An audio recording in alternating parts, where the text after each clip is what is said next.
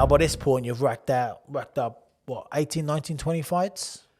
Yeah, about 19 19 fights, fighting Carl Froch.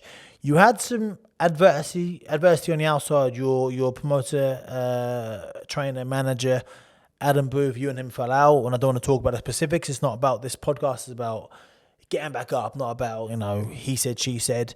But you walked into this fight. You took the fight without a coach. You got a coach in short time. That's huge adversity. Somebody you've been with for a long time, you fell out. Having to take a world title fight with a guy you don't really know very well as your trainer just shows us how confident you were taking this fight. And unfortunately, we can talk about the fight, obviously. But you walked into that fight as the bad guy. You were kind of getting booed. Tell me the rest. What happened? So now we come on to my first world title fight. And now it's about living with clear intentions and not wasting time. So both then roll into the first decision of parting ways with Adam Booth, who no longer shared my vision of how this had to work out, how it should work out. He wasn't prepared to dedicate the right amount of energy into me and into this big fight, my first big world title fight. It's pay-per-view, it's Manchester Arena, it's 20,000, it's huge, and I'm a massive underdog where I've been before. So rather than waste time and go with someone who might harm my chances of winning, I was more content with going it alone than delivering an unfinished or a lessened version of myself through working with this guy. So I parted ways. I found a new team. Some guys that I was already working with and brought in some new ones as well. But I knew Carl Froch, the fight was set, the date was set. I had to get myself ready, get in there and shock people. The difference this time around was, although a lot of my behaviour was very similar to what it was in the Gale build-up, people would, they saw me as the underdog, but they wanted me to win, DeGale hadn't quite proven himself, definitely not as far as Froch had, and Froch was now this poster boy of British boxing. He had a fantastic win against Butte, and then had just come off a big win against Kessler.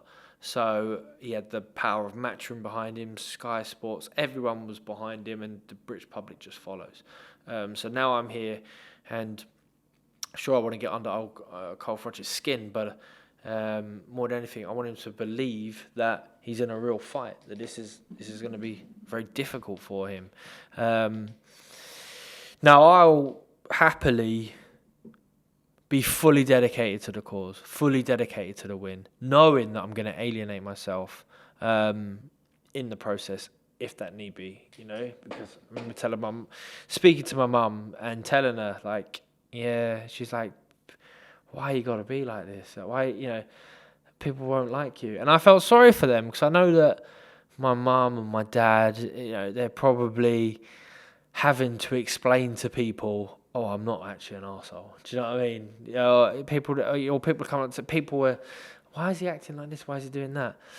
But for a while, I couldn't compute. I mean, I had a chip on my shoulder because I felt like it was me against the world. I've got Adam Booth against me. He's trying to sue me. I've got Eddie Hearn against me. He's never liked me. I've got Carl Froch against me. Sky, no one's given me a fair shake.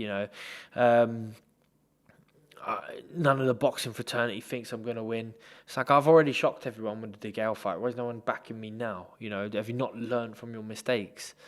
But people felt like I had alienated them.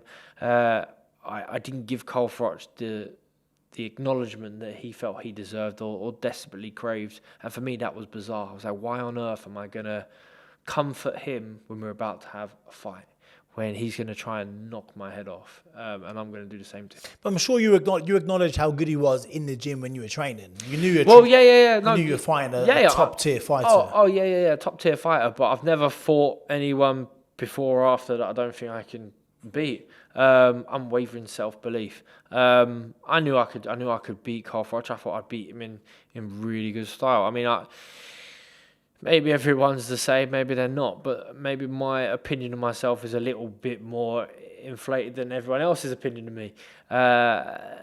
But why else would it not be? Did you think it'd stop him? Did you think it'd knock him out, or did you think it'd outbox him? No, I thought I'd put him away. Do you know what I mean? I thought I'm getting rid of this guy. I'm gonna hit him, and I'm hitting hard, and I was pretty explosive at the time. What made you think that? Because he'd never been stopped before.